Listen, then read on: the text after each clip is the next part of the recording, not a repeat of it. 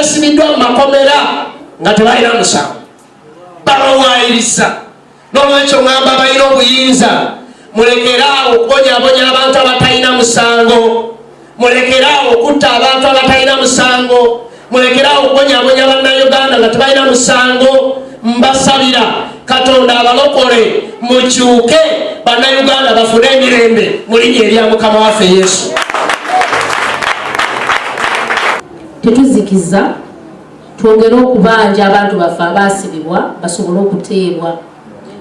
Kitandikira wansi mu ffe ffennyini omulimu tuleme kulekera abali mu parliament, naye naffe kitukakatako okwongera ennyo okubanja abantu abo bateebwe. Omuntu mu nsi muno wa ddembe okuwagira oyo yenna gw'aba akola ki, gw'aba ayagala.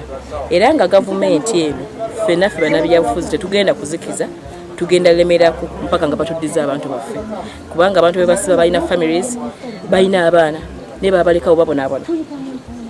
Ba gavumenti eno bwe banga ewulira nga teyagalanga muntu kuwagira gw'ayagala bajjewo ebyokulonda mu ggwanga tufune emirembe.